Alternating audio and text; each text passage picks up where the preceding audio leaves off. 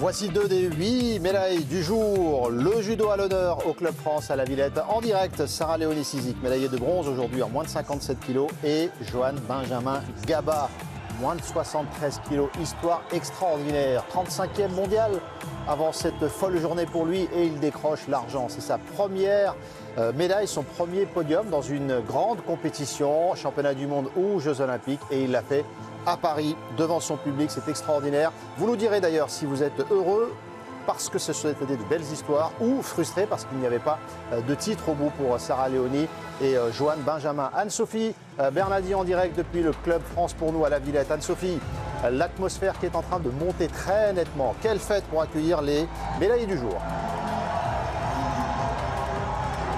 On a entendu beaucoup de monde hurler, chanter dès qu'on a vu Johan Benjamin Gaba et Sarah-Léonie Cizic. Vous le voyez, l'incrustation là que vous avez, ils sont actuellement en coulisses.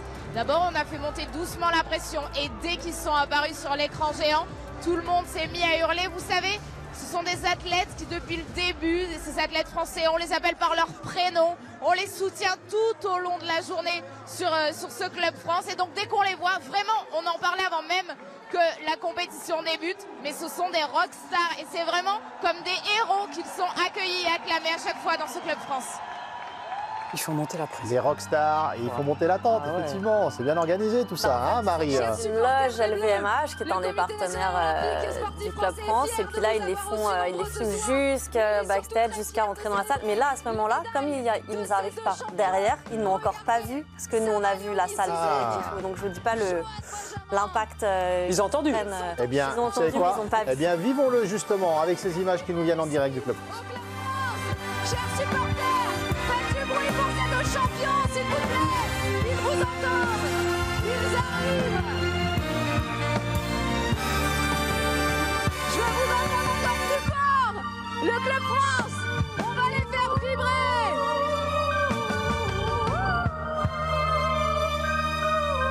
Ça y est, ils sont juste devant moi. J'ai la jeune Sarah-Léonie Cizic. Elle est là, elle est belle avec sa médaille de bronze. Mesdames et messieurs, honneur aux femmes, je vous demande d'accueillir comme il se doit la médaille.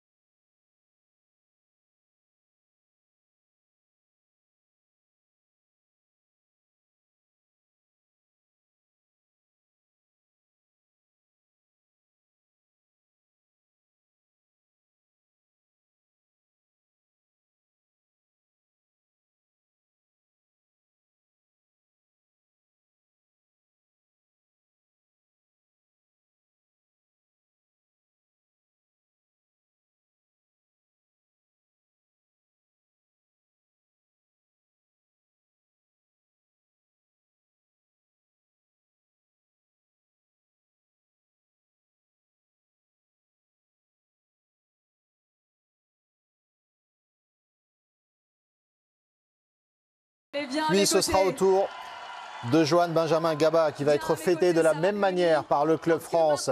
On va vivre son arrivée également à Johan Benjamin. Est-ce qu'on entend? Oui, on entend. Alors on va écouter Sarah-Léonie Cizic et Johan Benjamin Gaba. C'est Johan Benjamin Gaba.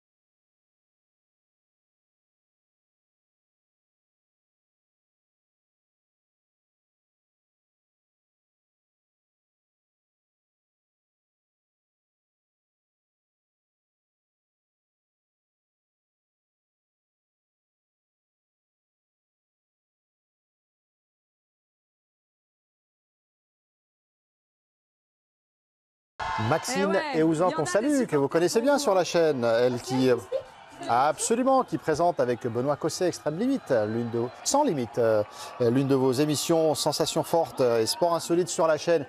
Cette image-là, alors est-ce que ça va vous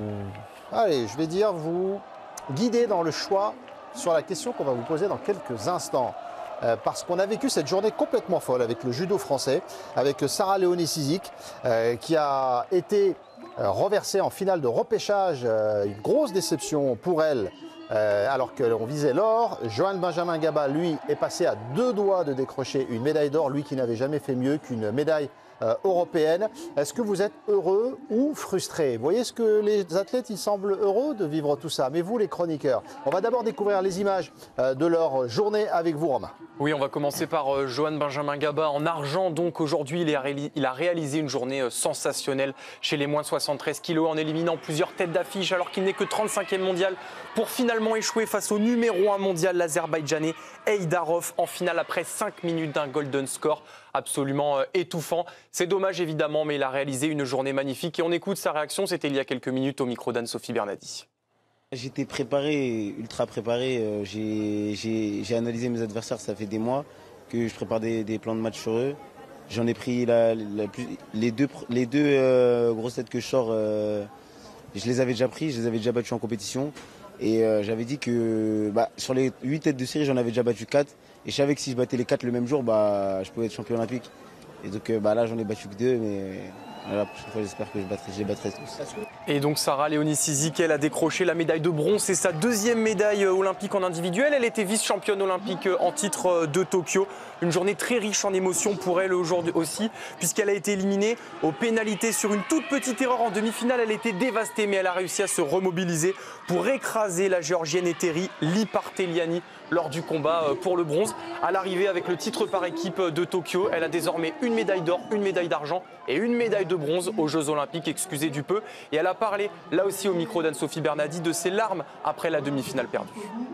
C'était des larmes de tristesse, de déception, parce que c'est vrai que j'aurais voulu franchement revenir avec le titre. Je voulais une Marseillaise à la maison, forcément. Donc c'était dur de me dire que ça m'était passé sous le nez et que même si cette médaille-là, je l'aime beaucoup, que je ne serais pas championne olympique, mais celle-là, elle est quand même incroyable quand même. Donc je suis hyper heureuse. Elle est hyper heureuse. C'est pas le cas de tous nos chroniqueurs après cette journée complètement folle pour le judo français. Toujours pas de titre, mais ses émotions et ses larmes. Est-ce que vous êtes heureux ou frustré? Alors, on a posé la question à nos chroniqueurs. Ils ne sont pas d'accord. C'est un duel. Le duel, il va opposer France à Thomas. Thomas, vous dites-vous? Je suis très heureux. Très heureux. Et France, frustrée. Ça se voit. Vous faites bien, France, frustrée. L'habillage est prêt. Allez, 30 secondes. C'est vous, France, qui allez lancer ce duel. Alors évidemment, on a vu des belles images, c'est magnifique, mais on est à froid. Mais à chaud, elle le dit elle-même en interview, elle était triste, elle était déçue, c'est de la déception. Quand on voit le parcours, quand on voit les 2 finales qui se jouent au golden score, 5 minutes le golden score pour Gaba, tu peux pas être content de perdre en finale. Tu viens pour gagner, tu peux pas sauter de joie parce que tu as perdu en finale. Tu es là pour avoir une Marseillaise à la maison, tu es là pour avoir des émotions. Évidemment qu'avec le recul, c'est génial, mais on est frustré. Moi, je préfère moins de médailles en judo et avoir un petit peu plus d'or. L'argent, le bronze, ça ne me suffit pas. Et au classement des médailles, ça va compter. France Piron toute l'année qui nous réclame des médailles à foison, qui va se plaindre d'une médaille d'argent et d'une médaille de bronze. Je vais commencer par Gaba. Son histoire, elle est complètement dingue. J'ai regardé un petit peu les bookmakers, il était annoncé à 40 pour remporter. C'est un exploit qu'il a fait aujourd'hui. Il a sorti tous les meilleurs, avec du caractère, ça pue le travail. Il a été bestial aujourd'hui et sa finale, elle m'a mis les frissons. Ce golden score, il est incroyable, donc c'était inespéré pour lui qu'il ait une médaille. Et là, il a l'argent au terme d'une finale inoubliable. Et pour Cizic, il y a cette petite déception, mais rapidement elle a switché et d'avoir arraché cette médaille de bronze de cette manière-là, j'ai trouvé ça exceptionnel. Donc bravo aux deux. Surveillez votre tête, France, parce que vous acquiescez les arguments de Thomas. T'as tout faux, France. Un coup de cloche, mais ça, j'ai gagné. Donc c'est dangereux, France. Attention. Mais nos téléspectateurs. Mais sur Twitter, ils n'ont pas vu. Sur Twitter, ils n'ont pas vu pour voter. Ça peut influencer mon premier duel, j'apprends. Nos téléspectateurs. Alors vous votez avec l'équipe Connect, le QR code qui va s'afficher. Vous allez sur l'application, le site L'équipe. Vous cliquez sur TV et vous avez accès à l'équipe du soir et votez. Président Hugo, vous donnez le point à qui? Heureux ou très Attention l'équipe frustré? de choc. Hugo, j'étais au stade samedi pour J'ai la Antoine patronne, Dupont. j'ai la patronne de l'équipe de choc. Non, mais J'étais au moi, stade je vais être partagé dans le sens où, pour moi, je suis très heureux pour Johan Benjamin Gaba. Parce que, comme le dit Thomas, en fait, il sort de nulle part. Il démarre ce matin, il prend le Géorgien d'entrée. Pas une seule seconde, tu penses qu'il va passer déjà. Et puis, en fait, c'est la belle histoire de la journée où ça va crescendo pour lui jusqu'à cette finale dantesque avec ce golden score de plus de 5 minutes. Et donc un combat de 9 minutes, enfin un truc épique. Donc lui, je trouve que c'est assez exceptionnel. Et par contre, voilà, Sarah Léonie, elle est vice-championne olympique. Tu vois son quart de finale, c'est bien ça, que je dise pas de bêtises, ça dure 9 secondes. C'est bien elle qui fait le quart où elle met le hippon en 9 secondes. Tu te dis, bon bah voilà, c'est la voie royale. Et malheureusement, elle échoue en demi. Alors après, c'est vrai que ce qui est magnifique, c'est la capacité qu'elle a à relever la tête après cet échec, qui est quand même... Sur une journée, c'est dur. Enfin, on en parlera avec le préparateur mental après, mais sur une journée, d'être capable de prendre un choc comme ça et de te relever, c'est aussi très beau. Donc, je vais quand même donner le point à Thomas. Merci, Hugo. Mais c'est vrai que pour Sarah Léonie, voilà, vice-championne olympique à Tokyo, même elle le dit, voilà, elle venait pour l'or. Ah, mais on voit le parcours de Johan Benjamin, c'est extraordinaire. Il a battu que des immenses champions pour aller s'offrir l'argent aujourd'hui. Marie, vous qui avez disputé des Jeux Olympiques, vous sortez heureuse parce que la performance, elle est belle, parce que l'émotion, elle nous a transportés, ou bien il y a quand même la frustration de ne pas avoir concrétisé ça par de l'or? J'aurais fait la même analyse que le président, à savoir que je les aurais séparés parce qu'ils n'ont pas le même parcours, pas la même histoire et que leur médaille n'a pas, pas le même sens. Juste ce que je voulais rajouter, c'est que si on veut faire une comparaison, une épreuve de halfpipe, une finale, c'est aller 1 heure, 1 heure et demie de temps à tout péter, 3 runs. Moi, il m'impressionne vraiment que ce soit eux ou les escrimeurs de commencer à 9, 10 du matin et de finir si tard et d'être sous pression et de devoir gérer ce flux nerveux sur une aussi longue période. Et rien que pour ça, par définition, du coup, je suis très heureuse pour eux et je suis impressionnée, vraiment impressionnée de ce qu'ils sont capables de faire. Thomas, cette gestion-là, arriver à décrocher une médaille malgré tout, est-ce que ça, vous le préparateur mental, on le rappelle, de Léon Marchand, de Florent Manodou, de l'équipe de Brest également, est-ce que ça vous fait basculer automatiquement dans le côté heureux? Si vous travailliez avec ces athlètes-là, vous seriez dans quel état ce soir? Moi, je serais heureux malgré tout parce que ça reste une belle performance. Après, pour Sarah, c'est un peu symptomatique, je trouve, du système français. C'est quand on est favori, on se met souvent la pression et au contraire, comme Johan, quand on n'a rien à perdre, là, on se lâche. Et on l'a vu aussi aujourd'hui avec en escrime, on l'a vu en rugby où les filles étaient favorites. Après, elle a une super réaction. Enfin, beaucoup. Mentalement, beaucoup seraient effondrés, c'est ça? Oui. Ouais. Parce que quand elle vise l'or et qu'elle sait qu'après, elle ne peut plus avoir l'or, dans son palmarès, il lui manquait que ça. Donc elle sait qu'elle n'aura jamais l'or. Et elle a réussi à se remobiliser. Franchement, chapeau. C'est pour ça que moi, j'ai énormément de respect pour ce qu'elle était capable de faire. Chapeau, quoi. Sarah Léonie Sizik, Romain, vous qui avez suivi les championnats du monde, elle avait vécu une désillusion incroyable. Déjà, aux derniers Jeux Olympiques, elle avait été pénalisée en finale.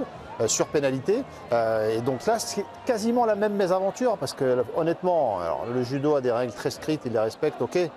Mais c'était super dur de la pénaliser sur une mauvaise prise de garde. Exactement, c'était pour un micro-détail parce qu'elle a légèrement touché en fait l'intérieur du judogi de son adversaire, ce qui est absolument interdit. Et c'est vrai qu'en judo, on applique très strictement les règles. Mais par rapport à Sarah Léonie Sizik, ce qui est intéressant aussi, c'est qu'elle a quand même de la concurrence aussi en équipe de France, même si elle est vice-championne olympique en titre et qu'elle a déjà un palmarès. Elle a de la concurrence. Il y a notamment derrière elle, chez les moins de 57 kilos, une jeune qui s'appelle Faiza Mogdar, qui pousse très très fort, qui a gagné le tournoi de Paris cette année. Et elle a quand même des choses à prouver. Son statut n'est pas non plus totalement gravé dans le marbre, on va dire. Donc franchement, c'est fort ce qu'elle a fait. Elle a reprouvé qu'elle était la patronne aujourd'hui.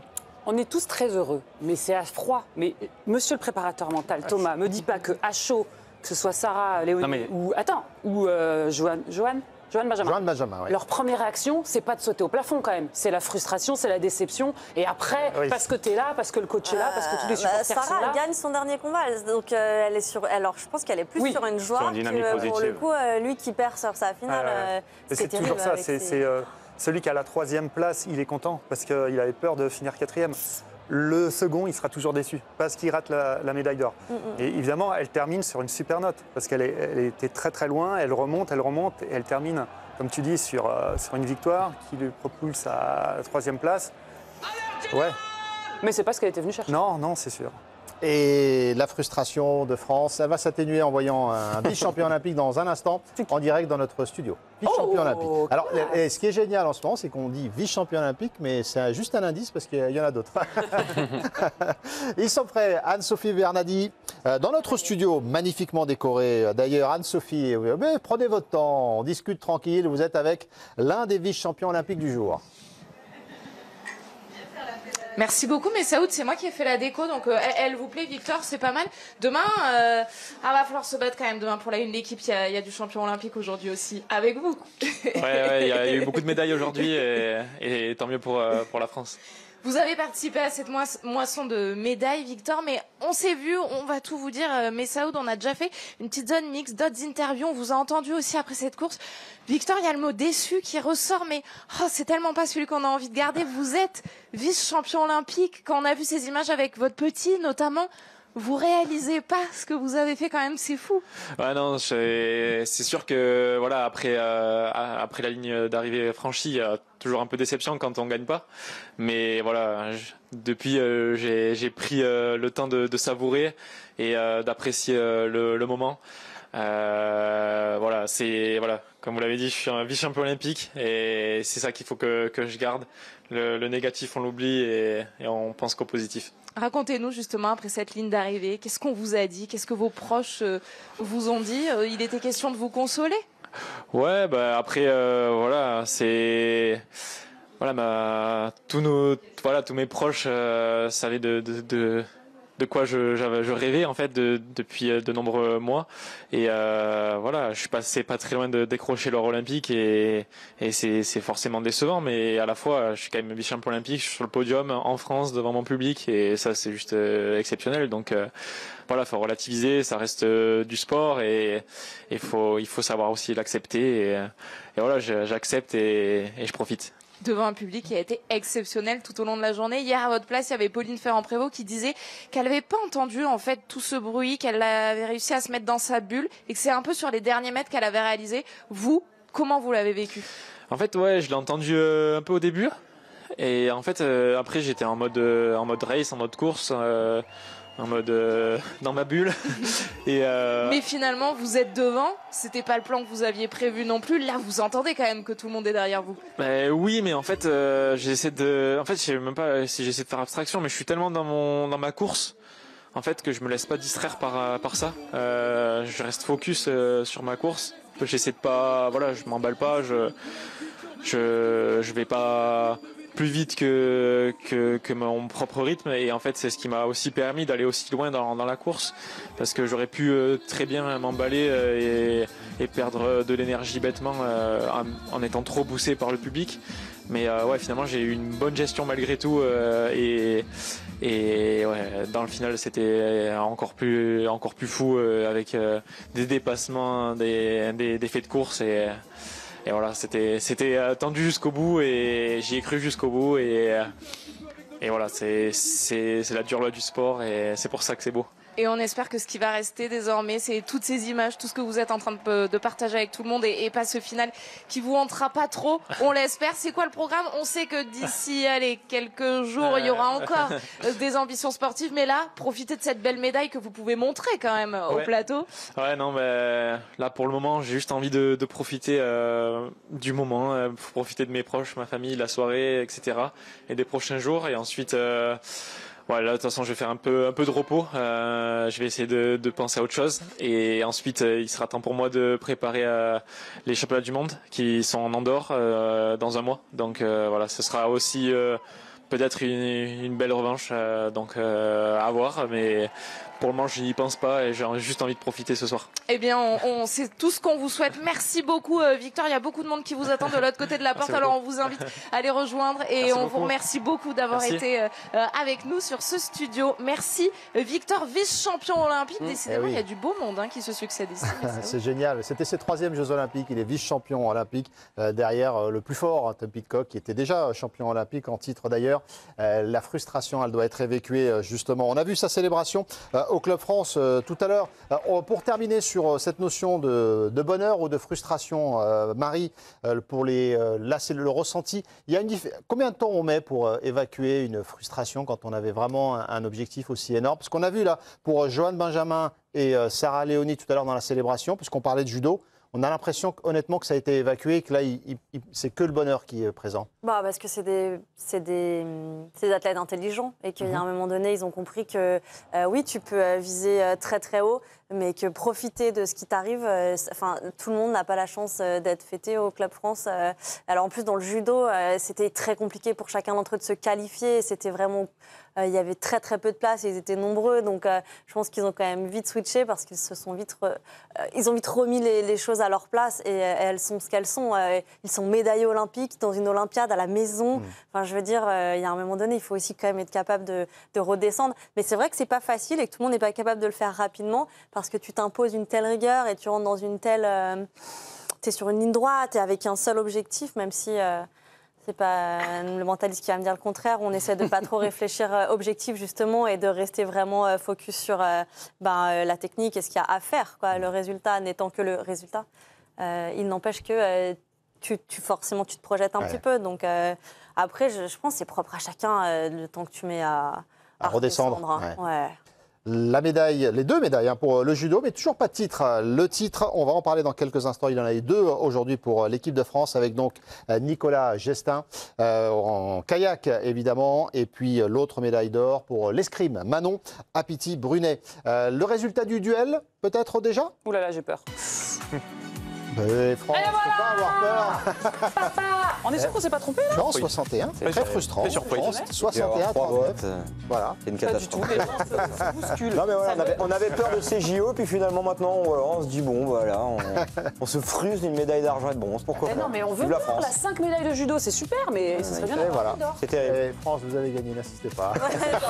Tu vois comme quoi le sourire. Laissez-le à sa déception. Après, t'es la patronne aussi. Là